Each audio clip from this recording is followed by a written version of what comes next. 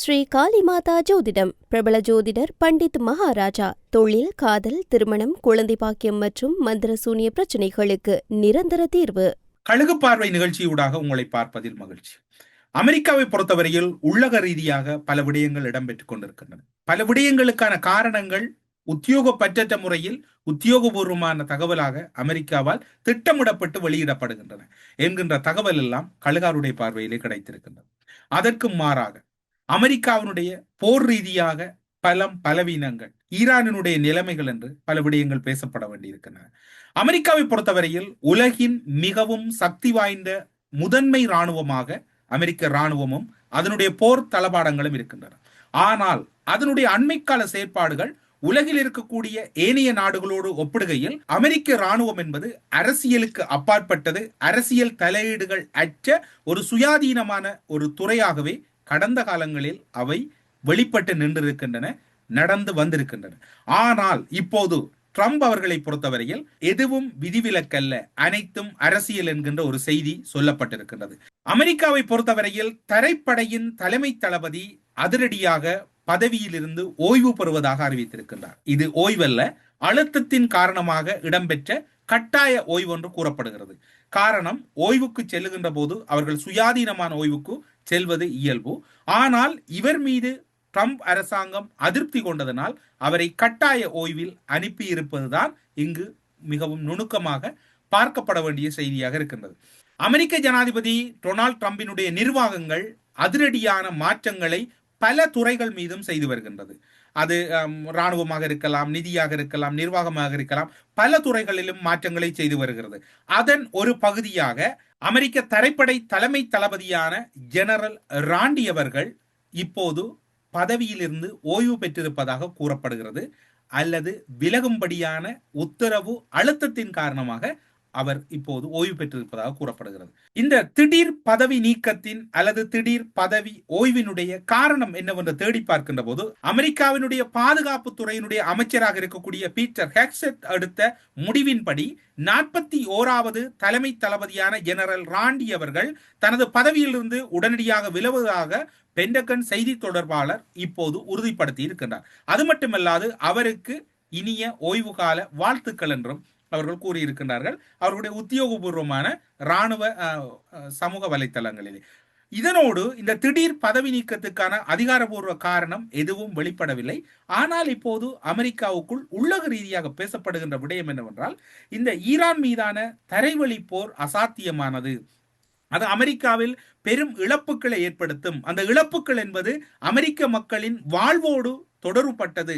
எனவே இந்த தரைப்படை யுத்தத்தை நிறுத்துங்கள் அல்லது இந்த யுத்தத்துக்கு செல்லாதீர்கள் என்பது அமெரிக்காவில் இருக்கக்கூடிய போரியல் துறை சார்ந்திருக்கக்கூடியவர்களின் கருத்தாகவும் அவர்களின் முதன்மையான கோட்பாடாகவும் இருக்கின்றது. அதற்கு மாறாக இருக்கின்றவர்கள் கட்டாயப்படுத்தி வெளியேற்றப்படுகின்ற ஒரு சூழ்நிலை தான் தற்போது நிகழ்ந்து கொண்டிருக்கின்றன. எது எவ்வாறு இருந்தாலும் இந்த சம்பவம் என்பது ஒரு கட்டாய ஓய்வு என்றுதான் பார்க்கப்படுகிறது. கட்டாய ஓய்வில் அனுப்பப்பட்டிருக்கக்கூடிய மேஜர் ராண்டி அவர்கள், அமெரிக்காவினுடைய தரைப்படையின் தலைமை கட்டளை தளபதி அவர்கள், அமெரிக்காவிலே புகழ்பெற்ற வெஸ்ட் பாயிண்ட் என்கின்ற இராணுவ கல்லூரியில் தான் பயின்றிருக்கின்றார். ஈராக் மற்றும் ஆப்கான் போர்களில் பணியாற்றிய பெரும் அனுபவம் மிக்கவரோடு மட்டுமல்ல, தரைவழி யுத்தத்திற்கு மிகவும் பரிச்சயமான கட்டளைகளை வழங்கக்கூடிய ஒரு தகுதி நிலையில் இருக்கக்கூடியவர்.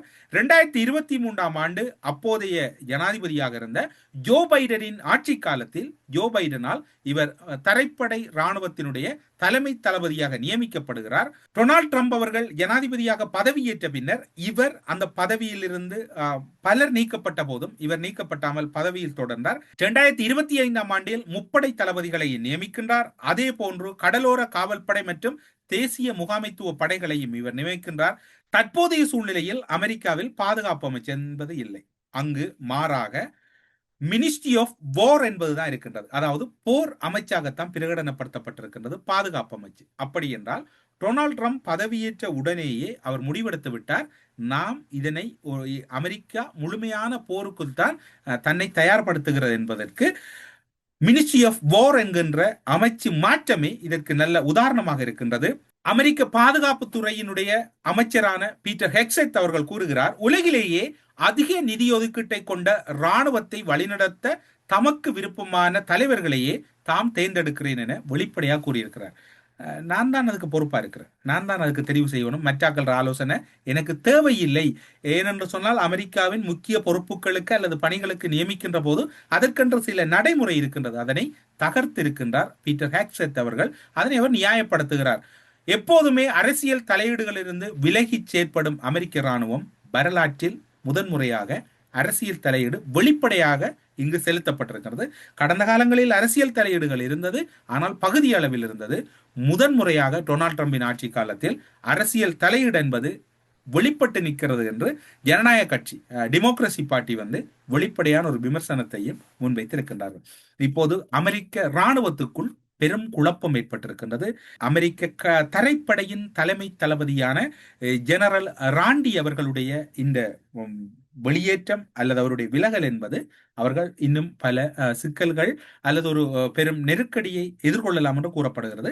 அமெரிக்காவை பொறுத்தவரையில் அவர்களிடம் வல்லமை இருக்கிறது, அவர்கள் இன்னும் பலரை தயார் செய்து வைத்திருப்பார்கள் என்று எம்முடைய புலமையாளர்கள் கூறலாம். ஆனால் 2023 காலப்பகுதியில் இவர் பணிக்கு வந்தாலும் கூட இவருடைய கடந்த கால வரலாறு, ஈராக்காக இருக்கலாம், ஆப்கானிஸ்தானாக இருக்கலாம், தரைவழி யுத்தத்தை களத்தில் நின்று திறம்பட நடத்திய ஒரு முதன்மையான ஒருவராக இவர் பார்க்கப்படுகிறார். அமெரிக்காவினுடைய F-15 விமானங்கள் தொடர்ச்சியாக வீழ்த்தப்படுகின்றன. F-15 விமானம் ஒன்று தற்போது ஈரான் இராணுவத்தினரால், அதாவது ஈரான் புரட்சிகர இராணுவம் IRGC சுட்டு வீழ்த்தி இருப்பதாக அவர்கள் தகவல் வெளியிட்டதோடு சுட்டு வீழ்த்திய புகைப்படத்தையும் வெளியிட்டிருக்கிறார்கள். இப்போது எத்தனை என்று எண்ணுவதற்கு முடியாமல் இருக்கிறது. 5க்கு மேற்பட்ட F-15 விமானங்களை அமெரிக்கா இப்போது ஈரான் யுத்தத்திலே பறிகொடுத்திருக்கின்றது. இன்னும் பல விமானங்களையும் அவர்கள் பறிகொடுத்திருக்கின்றார்கள். ஆனால் இது முதன்மையானதாக பார்க்கப்படுகிறது. ஈரானினுடைய மிக முக்கியமான பகுதியாக இருக்கக்கூடிய ஈரானின் தெஹரான் மற்றும் ஹராஜ் பகுதிகளை இணைக்கின்ற நகரங்களை இணைக்கக்கூடிய 136 மீட்டர் உயரமான பிரம்மாண்டமான பாலத்தை அமெரிக்கா நேற்றைய தினம் நள்ளிரவு வேளையிலே தாக்குதல் மூலம் அளித்திருந்தது. அந்த புகைப்படங்களையும் டொனால்ட் ட்ரம்ப் அவர்கள் அவருடைய சமூக வலைத்தளங்களிலே வெளியிட்டிருந்தார். அதன் பின்னர் இப்போது ஈரானின் சார்பில் ஒரு செய்தி வெளியிடப்பட்டிருக்கிறது. மத்திய கிழக்கு பிராந்தியத்தில் உள்ள 8 முக்கியமான பாலங்களை அழிக்கப் போகிறோம், அதற்கு நீங்கள் தயாராக இருங்கள் என்று வெளிப்படையாக ஈரான் அறிவிப்பு வெளியிட்டிருக்கின்றது. இந்த அறிவிப்பு என்பது டொனால்ட் ட்ரம்பை பொறுத்தவரையில் அவர் இப்போது ஈரானை அழிக்கப் போகிறாரோ இல்லையோ மத்திய கிழக்கை அழித்து முடித்து விடுவார் என்பது மட்டும் இந்த யுத்தத்தினுடைய தன்மையாக மாறியிருப்பதை அனைவரும் உணர்ந்திருப்பார்கள் என்று நம்புகிறோம். ஆனால் மத்திய கிழக்கில் இருக்கக்கூடிய ஆட்சியாளர்கள் இந்த விடயத்திலே ஏன் இவர்கள் இன்னும் கவனக்குறைவாக இருக்கிறார்கள் என்று தெரியவில்லை. அமெரிக்கா என்ன தாக்குதலை ஈரான் மீது நடத்தினாலும் அதற்கு பழி தீர்க்கின்ற தாக்குதலை மத்திய கிழக்கிலும் இஸ்ரேலிலும் தான் நடத்தி கொண்டிருக்கிறார்கள். இப்போதைய சூழ்நிலையை பார்க்கின்ற போது மத்திய கிழக்கில் 8 பாலங்கள் தகர்க்கப்பட போகின்றன.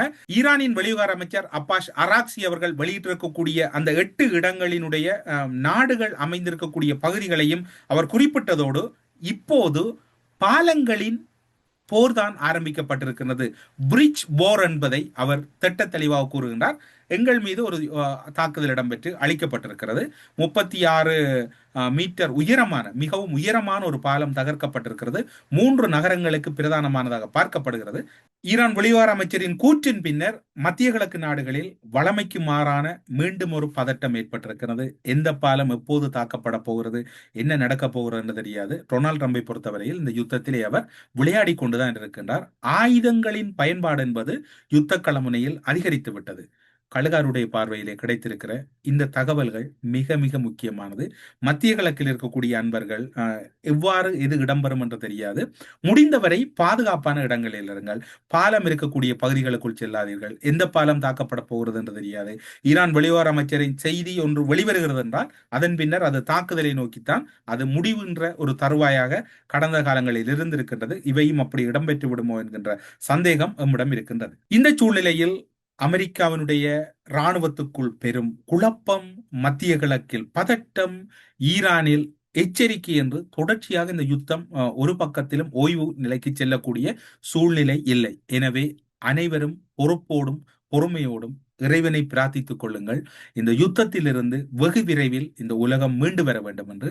இது வெறும் ஈரானுக்குரிய யுத்தம் அல்ல, ஒட்டுமொத்த உலகமும் இதனால் நாளுக்கு நாள் பாதிக்கப்பட்டு கொண்டிருக்கிறது. இந்த யுத்தம் ஓய்வு பெற வேண்டும் என்று எல்லோரும் பிரார்த்திப்போம். நாம் கூறிய கழுகாருடைய தகவலை மிகவும் கரிசனையோடு எடுத்துக்கொண்டு உங்களுடைய பாதுகாப்பை அனைவரும் உறுதிப்படுத்திக் கொள்ளுங்கள். மத்திய கிழக்கு நாடுகளில் இருக்கக்கூடிய பல உறவுகள், தமிழ் பேசும் உறவுகள் மற்றும் இலங்கையர்கள் பலர் இருக்கிறீர்கள். அனைவரும் பாதுகாப்பாக இருப்பீர்கள் என்று நாம் எதிர்பார்க்கிறோம். கழுகாரின் இந்த தகவலோடு உங்களிடமிருந்து விடைபெற்றுக் கொள்கிறோம். நன்றி, வணக்கம். ஸ்ரீ காளிமாதா ஜோதிடம். பிரபல ஜோதிடர் பண்டித் மகாராஜா. தொழில், காதல், திருமணம், குழந்தை பாக்கியம் மற்றும் மந்திர சூனிய பிரச்சினைகளுக்கு நிரந்தர தீர்வு.